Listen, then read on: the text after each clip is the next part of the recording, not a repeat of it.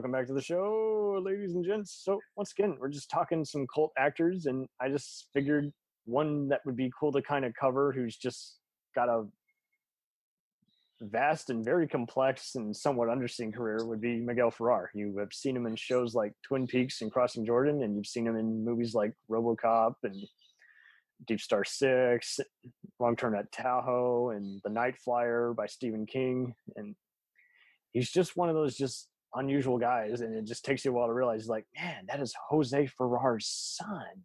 You know? And Rosemary Clooney's son. He's Hollywood royalty, you know.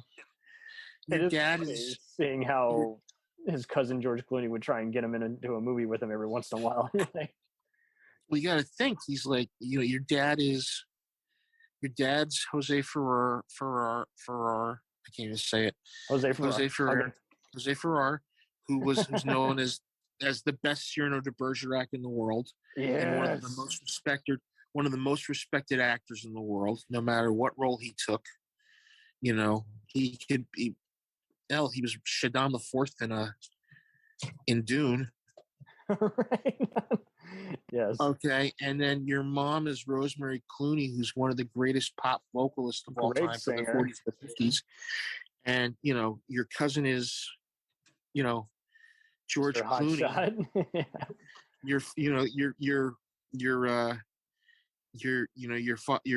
Your uncle is Nick Clooney, who's a well-known journalist and TV host. I forgot about that. That's right. He used to host American Movie Classics with Robert Dornan. Yep. Years before being arrested at riots with his son, George. Yeah. You know, so you got to think, you know, he never really played it up though with him and his father, you know. I don't think he wanted to. I think he wanted to find his own roots while get his feet wet, you know, naturally, but at the same time it was hard. You know. Yeah. And, you know, the thing that gets me is his life was, you know, and not only that, his brother's married to Debbie Boone. Will you light up my life? Mm-hmm. So, but when he was a teenager, he was in a band with Billy Mummy. Oh. Nice. He was in a band. If you ever hear the story, there was they talked about how comic books were like influencing America. You know, the youth of America was called Seduction of the Innocent. So they were in this band called Seduction of the Innocent, and then Billy Mummy cast him as a drummer in the series Sunshine, which was his first television role. And then he played drums on the Keith Moon record Two Sides of the Moon. And there you go. Yeah. So, but go about it. I got to know him from Star Trek 3: The Search for Spock. Yeah, where he's playing one of the texts. He's like, wait a minute, they're breaking out. He's the helmsman. Yeah. And I'm just looking at him. I'm looking at him when he's in that scene. I'm like, his face looks very familiar to me. I can't place it, but I know who he is.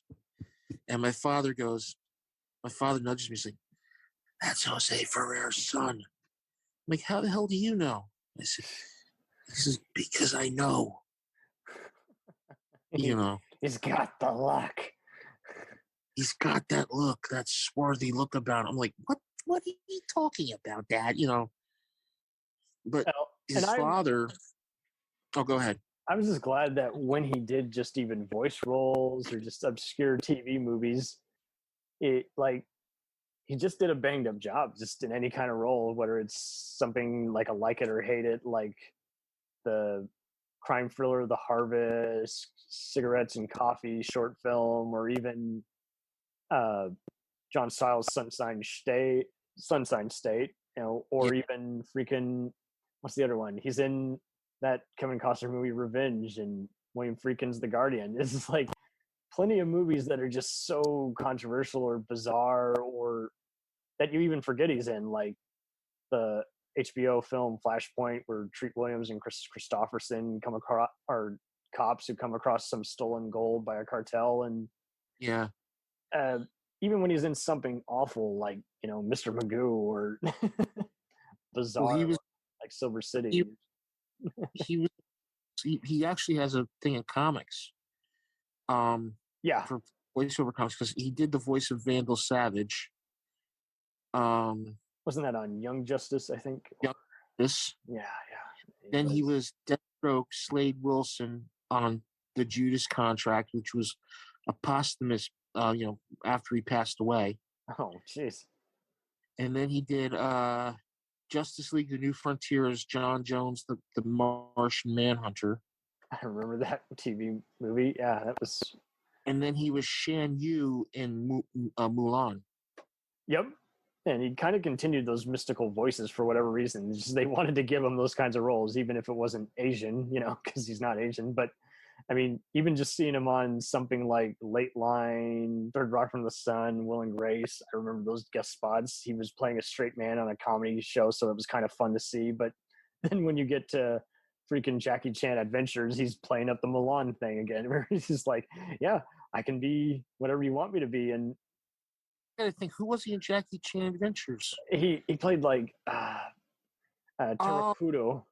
Okay, the Shadow Khan King. All right. And so then when I see him on the new Bionic Woman and just other bizarre guest spots, I'm just like, but he's just cool in that I believe everything he's saying. Whether he's the crooked vice president in Iron Man 3 or, just whatever. He's been around just so long. He gets it. He gets how this whole system runs. You might remember this bizarre Showtime movie he did called Royce.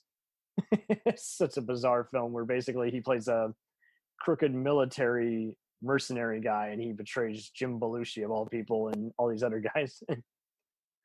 It's a random violent movie and you're just like, but he owned it. Even though the material was very lowbrow, he even though it's a piece of crap, he owns it. Well, I love him in Hot Shots Part 2.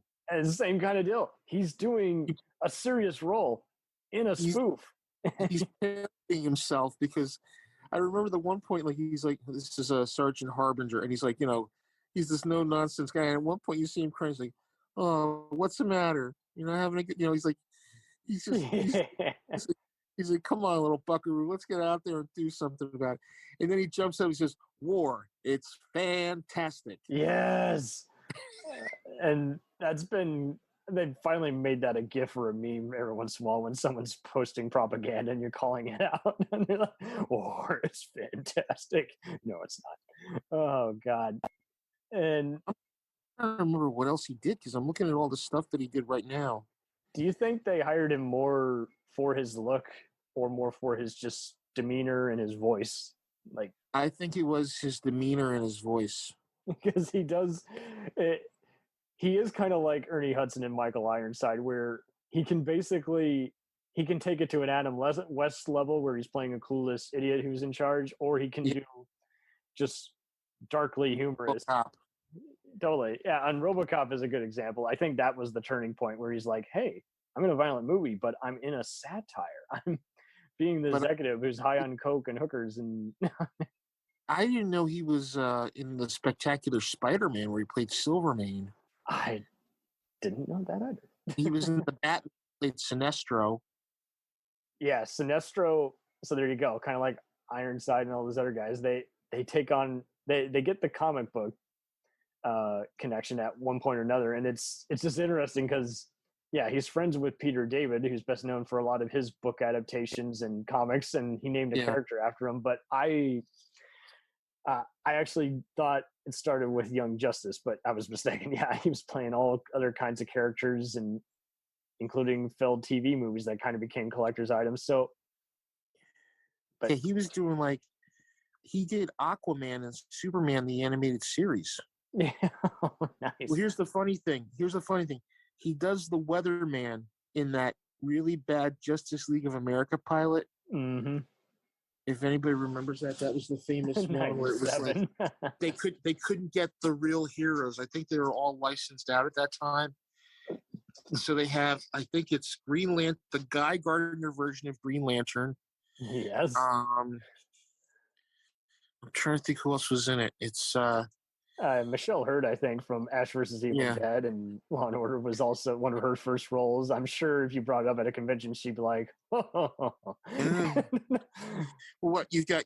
This is what you got. You've got David Ogden Stiers as the Martian Manhunter, right?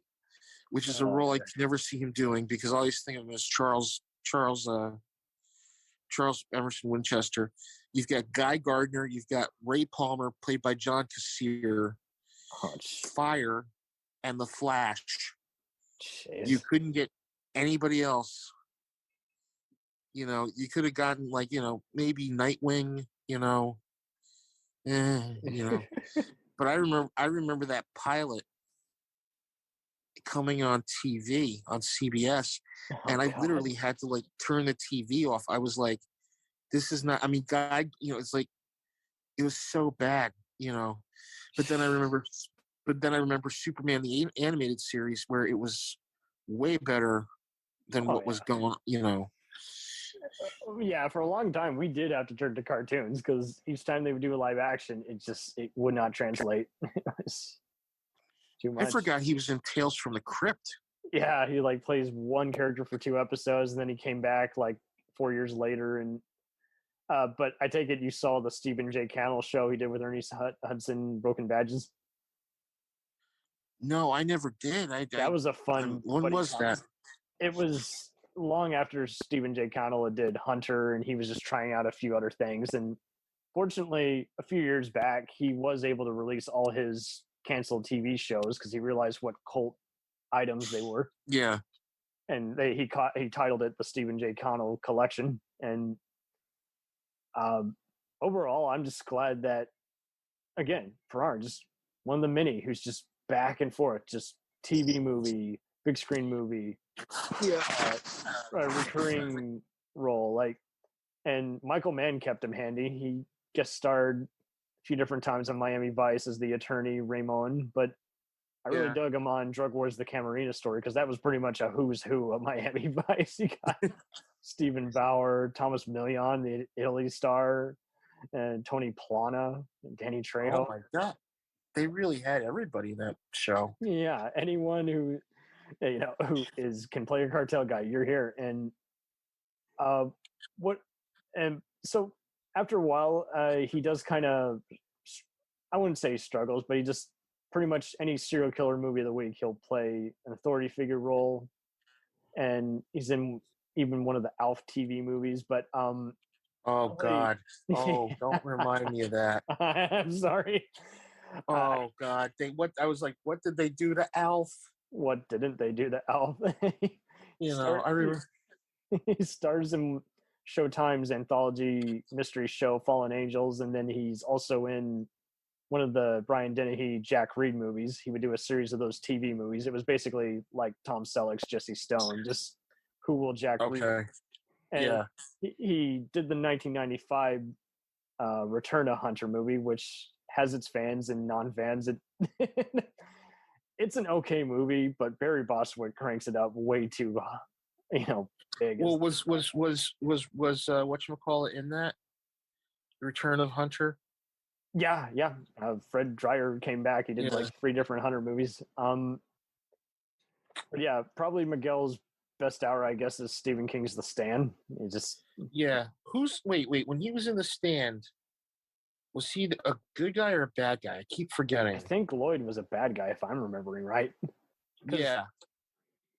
After a while, they all start breaking their morals and ethics, looting various towns, and yeah, I remember that, and I remember seeing that as a kid, and I was going, oh, so in the end, everybody has to go to this old woman's house, which is basically heaven, but then Las Vegas is hell.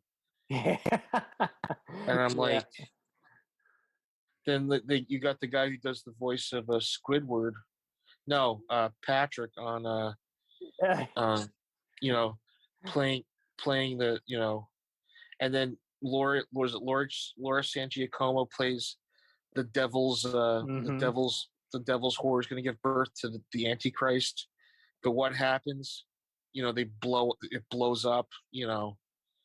And I had which trouble watching it at first just because I wasn't digging Ed Harris's military like subplot, but it does get very more intriguing as it goes on. yeah, Fun fact, shout out, I just interviewed Troy Evans, who plays the sheriff. okay. But you might know him now as Beryl on Bosch, but he's been he's a cool cat. He had so many great stories talking about working on stuff like, Ace Ventura and almost, pimp slapping Steven Seagal for talking shit to him on Under Siege. What's in Ace Ventura? He's like one of the guys like at the stadium or something who's just like keeping an eye on him. And he's just a cool ass dude. And I think this is a fun miniseries in that it's a who's who of just seeing all these actors. Stephen King was hot shit back then, and they're like, yeah, and Sam Raimi, you're gonna play a character. Molly Ringwald's gonna be in it. John who else? Who was in that too? You said John who? Landis. Oh yeah. It's like we're gonna get all these people, and they're gonna make a big cameo. But like the thing I love the most about that is like I keep forgetting who played the devil. In that. The devil. Oh God, I'm always trying to figure that.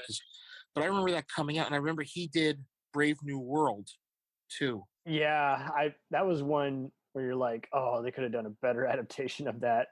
But hey, I see what they're going for. Gary Sinise was in that. Yes, he was. Okay, so Jamie Sheridan was Randall Flagg, the devil. Okay. Yeah, but and Rob Lowe played a mute. Yeah. He was like one of the mute robbers, and man. And Shawnee Smith was in it. My God, Matt Frewer. Mm-hmm. Max Headroom, man. Yeah. Yeah, I remember watching, going like, "What the heck is going on here?" But as you're watching it, you're like, okay. It was one of the first miniseries they did where it was like, hey, and now it's on home video. There's an exclusive director's cut, content they can show on TV. There's more stuff. Put it on. They say shit 5 more times. Yeah. You can see the whole goddamn thing even on YouTube now. It's like 7 hours long, but it's like, okay, you got the time, go for it. They used to not let you upload stuff that was that long. I gotta find it.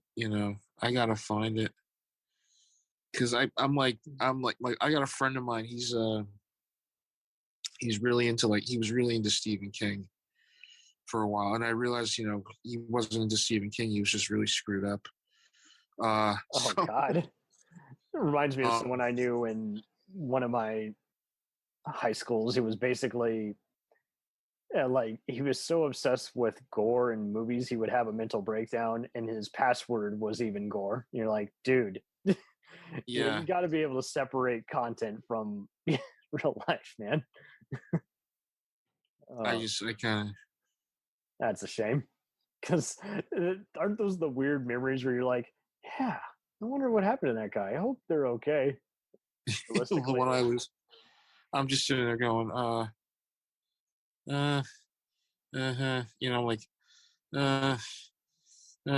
like this isn't comfortable what you're telling me. I'm not sure I want to revisit this.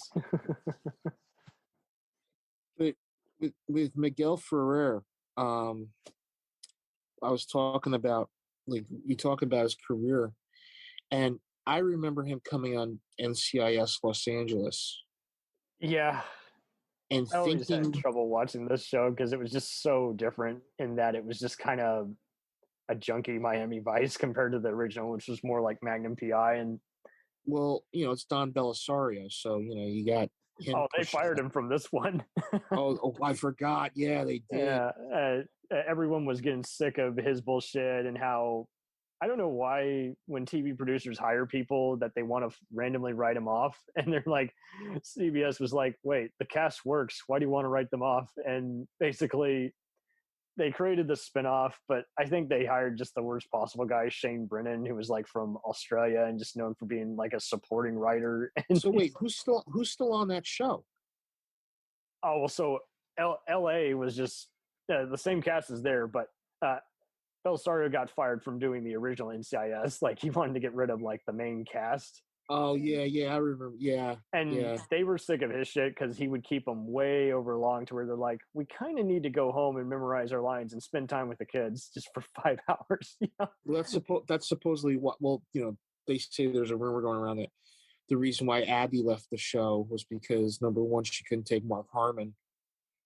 Yeah, and although I think that some of it is a little true. I'm sure he's a hard ass, but he's getting up there in age, and he left it now, and now it's Gary Cole, and I'm cool with that because Gary Cole is just good with comedy and seriousness. Wait, Gary Cole is now on NCIS, and they did a cool passing of the baton, so it's like it wasn't awkward. And no, it's like, oh god, him is the new all I can think of is him in Office Space.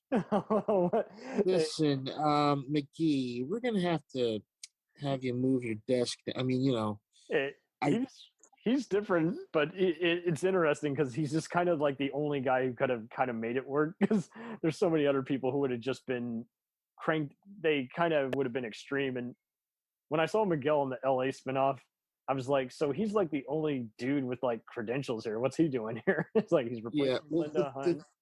The thing is with his character was you didn't know what side he was playing. Yeah, and then when he died, they then had to write it off to where it's like, yeah, he's been like killed by a terrorist. Gerald McRaney's your new boss. Simon and Simon. Yeah. When I saw Gerald McRaney come in, I was like, ba-na-na-na. I had that like. I expected him to him. At least put on a cowboy hat, man. Come on. Put on a cowboy hat and have that droopy mustache, or or at least have Delta Burke show up, in one episode. The closest he got was on freaking what's it called on Jericho, where he played the sheriff of the town. Is like that's as close as he got to wearing your Simon and Simon garb, Mr. McCraney. Did you ever? I don't want to get off topic, but that's a show I miss a lot because I loved Simon and Simon. Yeah, and it's one of those that everyone forgets. It was like a spinoff of Magnum PI. They appear. Yeah, nobody realizes and then they had what was it? Tim Reed on that. I think he joined in the second season or the third season. Oh, totally. Because they had him join as like a PI or something like that with them, and but yeah, you're right. I mean, Gerald McRaney comes on. And Gerald McRaney was doing also This Is Us. He's one of the doctors on that show. Yeah, that's correct. Yeah. I saw him also on A Million Little Things briefly as one of the granddads. So he's going to town post Deadwood. He's just like he's every post losing one lung. Yeah. It's like I'm never surprised when I see him just playing someone's dad or a Joint Chiefs. No, I loved him in Major Dad. I'm going to say that right now. But there you go. But yeah. Speaking of which, it was either Louis Gossett or Miguel in this chat who was on an episode of Promised Land, which was also a cool show for Gerald. Okay, but I didn't know that. But I think those are both. They both kind of do mirror each other in that it's like, okay, so you're balding, you got a cool voice, so it's like you got a cool voice, people will recognize you right away. You're either going to be the Trader of the Week or the so I'm really surprised that Miguel doesn't have more inspector cop roles. For the most part, he's mainly just kind of a bureau manager or he's either the field manager, like he would be like Scott Glenn's character in Silence of the Lambs. There you go. He'd be like the bureau chief, or the guy who's the gritty guy who's seen it all. We need exposition. Yeah. Scott. And even when you see him in movies like Traffic or even a freaking episode of Lie to Me and this other stuff, like he just does a healthy mixture. It's like 2 indie movies, maybe 1 major movie once in a while, but consistently doing a recurring or heavily featured TV guest spot mixed in with a cartoon voiceover. And he actually got nominated for a Saturn Award when Twin Peaks returned, but it came out shortly after his death, and I'm like, that's so. I always liked him if I would sit there and I'd be like, I wonder if Miguel Ferrer is doing that voice, and then I look at it, that's him, Even when it's a forgettable appearance, you're just like, but he did his job. There's no hint that you never get a sense of, oh, he totally does not want to work with this guy, in the room, never a sense of he must be drunk or anything. He's just, he got it from his father. His father was the same way. Oh, I have no doubt. Jose Ferrer would do everything under the sun. Everything under the sun. And, he did comedy. I've seen him do comedy. I remember him on Newhart. Right? Playing Stephanie's father. Of all things. And this was I think, shortly before he passed away. Mm-hmm. And, I remember him, first, a lot of people don't know, he went into voice work, and his dad did voice work too, because his dad did an animated version of Cyrano de Bergerac. Cyrano and so many other just classic animated movies where you're just like, that's Jose Ferrer's voice. And so seventh stage of his career, that's what he's doing. And I think he just, I totally is like, I'm going to mirror that, but I'm going to do that all at once, because you never know when a better thing is coming. He's in sorry, go ahead. But here's the thing, Jose Ferrer, when he would do his roles, he would pick them, but they were very good roles. Miguel Ferrer was like, all right, he was kind of late getting into the business too, from what I remember. Yeah, like 30 something. Yeah, so he does Star Trek 3, then he does Hot Shots Part 2. He works with David Lynch, which was weird because father and son both working with David Lynch. Yeah. If you like me, you'll love my son. Yeah. Hey, Dave, listen, my kid wants a job, but listen, do me a favor. Don't put him in a movie where nobody knows what the hell's going on, Yeah, I'll put him in Twin Peaks. Like The Guardian, which started off as a Sam Raimi project, then became a Oh God. Oh God. I mean, like sometimes you'd be watching, and him in Hot Shots Part 2. I think that was making fun of all the roles that he had done before that. I wouldn't be surprised, because like those guys, the Zuckers, they were basically just watching anything that had come out and saying, what do we kind of like about these movies that's not meant to be entertaining but is to us. Well, the one I loved was them doing when they did Police Squad. And you would watch Police Squad religiously. I watched all 6 episodes, and I was still mad when they took it off the air. Oh yeah. But when if you watch Police Squad, they were watching a show called M Squad back in the 50s. Yeah. With Lee Marvin, which was like almost the same, kind of like how Airplane was just ripping off just bad, 50s movies, and literally it was the High and the Mighty. Yeah. And High and the Mighty. Airports, I think Airport 75. And the Last Missile, and a bunch of other just disaster movies where you're just like, okay, yeah. You want bad Mission Impossible? We'll give you bad Mission Impossible. But, his character Harbinger was like, it was just, and you got to think too, like, the Hot Shot, the second Hot Shots movie, I always think is better than the first one. Totally. Because the second Hot Shots movie, it gets Rowan Atkinson in there. Yes, he's great. You've got the guy who played Saddam Hussein back in it, and the whole thing with Lloyd Bridges and Saddam Hussein doing the fight. Yeah, he's ripping off plenty of other oversaturated blockbusters and their movie fights, and this is like he's the T-1000 from T2 all of a sudden. It's like, Jesus. Or when he starts shooting everybody, and they have the body kill count on the bottom of the screen. Yeah.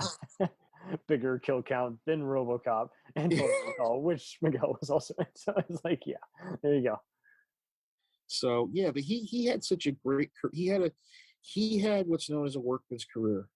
Not too many that I would want to get omitted from my resume other than say maybe Another Stakeout or the Nikita remake, The Point of No Return. He has some very underrated sleeper movies. He's done The Disappearance of Garcia Lorca with Isaiah Morales and Edward James Olmos, which is a fun mystery set during the Spanish Civil War. Near the end of his deal, he did a very wacky, like, it was like Evil Dead meets every 60s biker movie called Hard Ride to Hell, and he played the main evil biker, and it was like a self-aware B picture that was just outrageous. Oh, God. Like they knew what was going on, but they didn't want to say anything. Totally. So other than that clusterfuck that was Noah, he's got a lot of other indie films where, much like all those other roles that you mentioned, you never know if he's going to be funny or wacky. And he's in this one cool indie that's a one location movie called Four Assassins. And then he did this other movie called The Courier, which I kind of felt like they wasted him. He barely had a speaking line, but it was cool just seeing him just holding a silenced pistol, just going after the main guy. But so when he has those filler roles that aren't to his standards, you still is like, you just still are just thankful for what he's had. And there's still some obscure ones I still kind of want to check out, even though I can't find them readily available. You might have seen Where's Marlowe, which was a weird kind of homage tribute movie to, again, kind of 40s noir set in modern day. Yeah. It was so popular, like they finally released it on DVD. It was a TV movie that never got picked up to series. Had a giant all-star cast. I gotta see that. I have not seen a lot of these titles. I kind of remember them in passing. I think that's just it too. He's passing him by, and he's not making any trouble. He's not. Again, and he doesn't do. He does occasional, like Italian versus Latino roles, but I like how he's also kind of one of the actors who he didn't have to worry about what kind of a role he was playing. He just kind of was in that zone, as opposed to, like Benicio del Toro or Benjamin Bratt, who had to try extra hard to make sure they weren't getting a crappy thug role. Yeah, it would just be like, well, like you gotta look at RoboCop. Hey, your pants are sagging. Yeah. I always say, like with RoboCop, like he plays the drug addicted guy who creates RoboCop. Yes.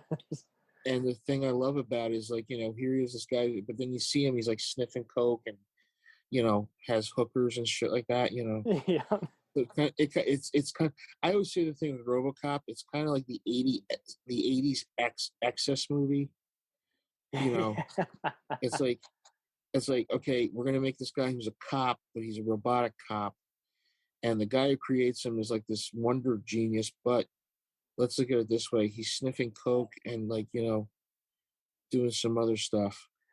So he doesn't realize how brilliant he is. He deserves to die. How does he die? Now he gets shot, right? Yeah, it's just so wacky because it's not as over the top as all the other deaths, but yet it's also still somewhat ironic. It's like, ooh, that felt good, because it's like he's getting off on it because he's still just so fucking high. Yeah, that's the thing that cracks me up. He's just like, wow, so stoned. Boom, boom, boom, boom, boom, boom, boom. Dun, dun, dun, dun, dun, dun. Yeah. That's what got me about that role. He's just like, yeah, we made RoboCop.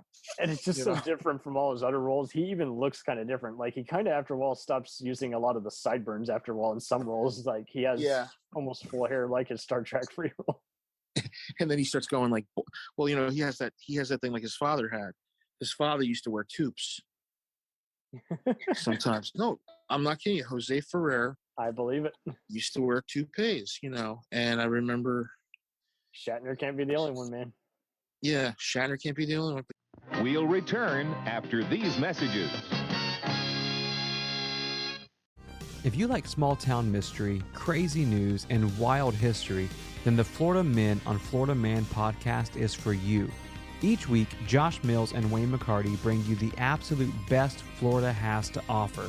So if you're looking for a show that's safe for the family, but funny enough to help you escape everyday life, then listen to the Florida Men on Florida Man podcast. That's Florida Men, plural, on Florida Man podcast.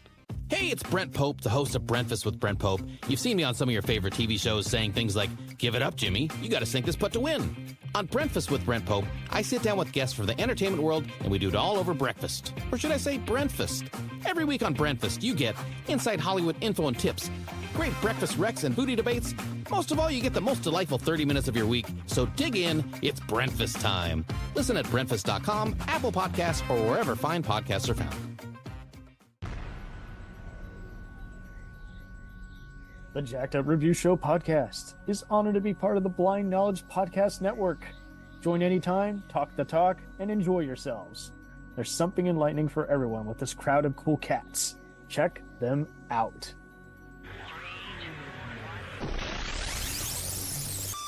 You know, he was a good actor, you know. I just can't believe when they remade Brave New World, you know, it was like, I saw this, did I see the 70s version? No, I don't think I did. Yeah. I'm sure it's far more better than the bland 90s, you know. TV movie. It is. Because it was one of those, start off with a risque scene as much as they could get away with on TV, and then the rest was just boring nonsense. You're like, this might have worked as an X-Files episode, but you forgot the part where you actually had something interesting for anyone to do. Yeah. So I was I was just thinking about like the stuff that he did, and it's like either it goes one way or the other way. You know, it's there was never really. It's very much a rarity for him. Yeah. It's like, take what I can chew, won't ever let you down. Give you my word. Yeah, it never really, like, he's just like, here I am, I'm gonna do this, and then that's it. I just find it even more interesting how, unlike, it's just another rarity where, unlike most actors, there's no real consistency with the kind of roles he's playing. No.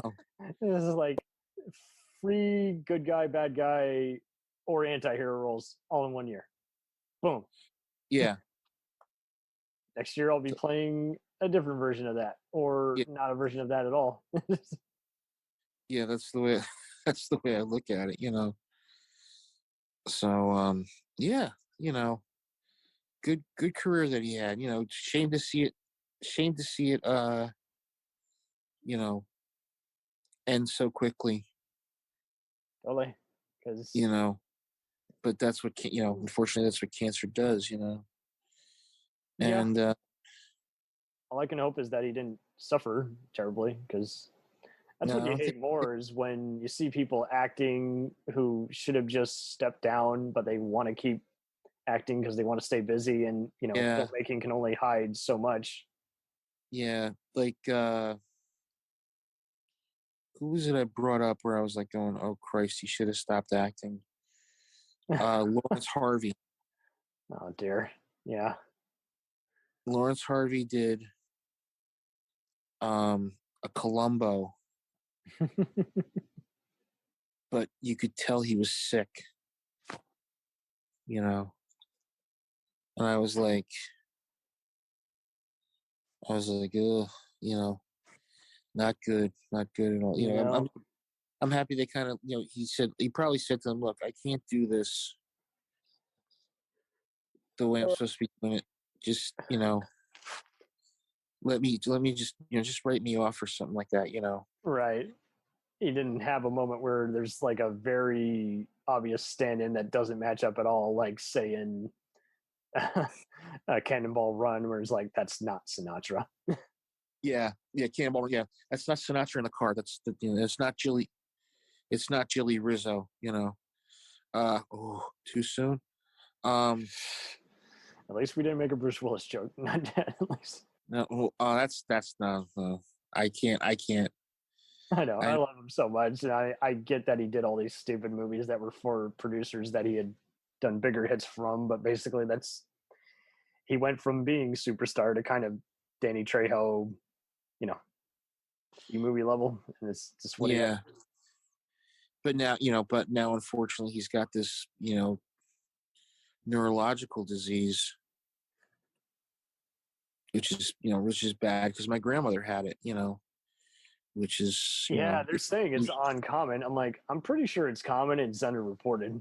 It's not good. It's not good, but it's not bad, Yeah. But you think about it, the guys that were really good, that's what I say. There are guys that always did these careers that were really good, and that's what it was with Miguel Ferrer. Your father's an Oscar-winning actor. He's probably one of the great. He's known for Cyrano de Bergerac. Your mom is Rosemary Clooney. You have this path laid in front of you. You don't take it right away, but you take it a little bit down the road, and then boom, there you are. 1,000%.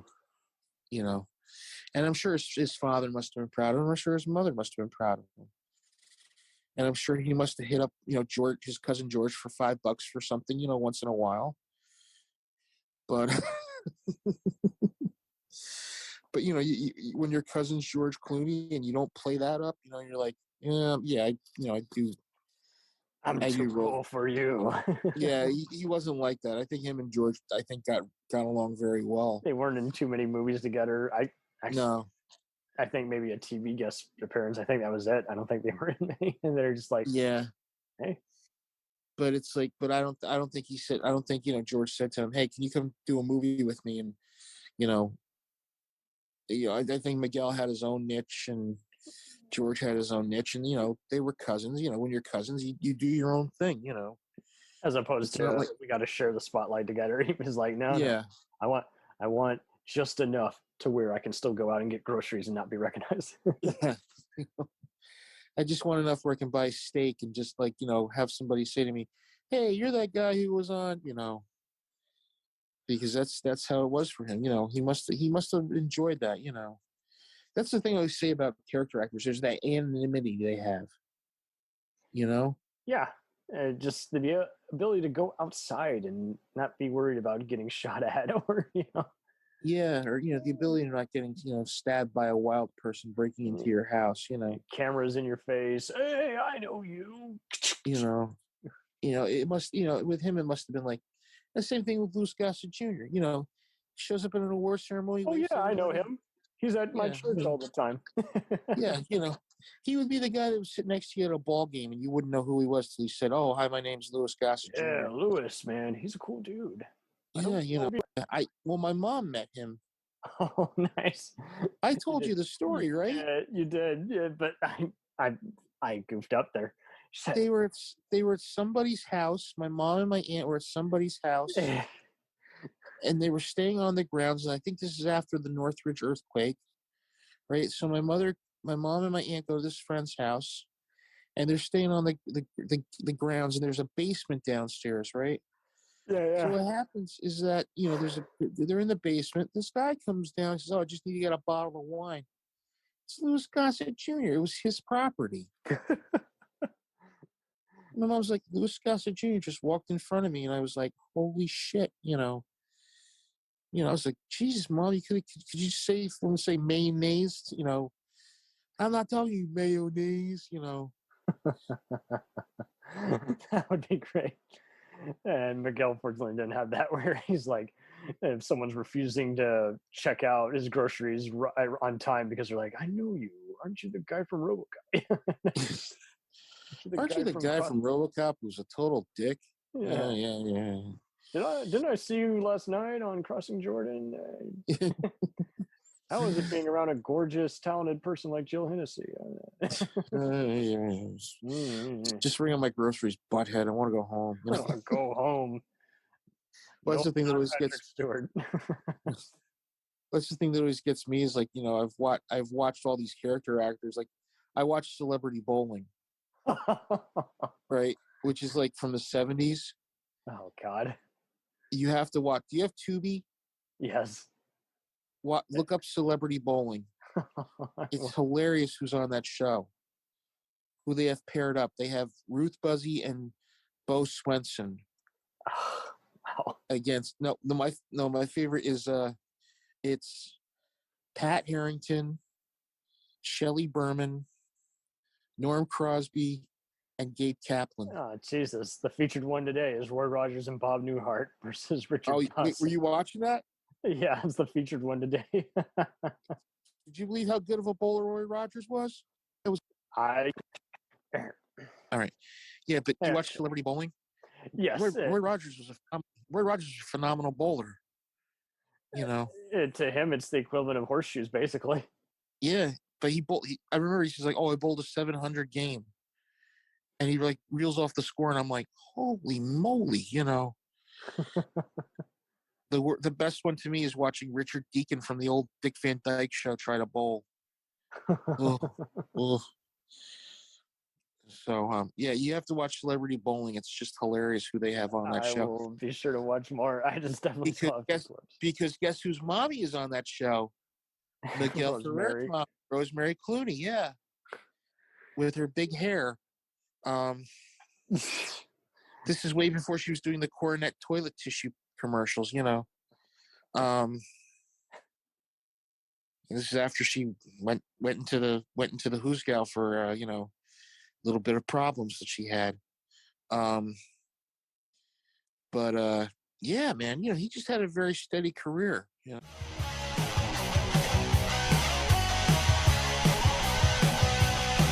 Follow us on the web on Facebook, Twitter, and Instagram.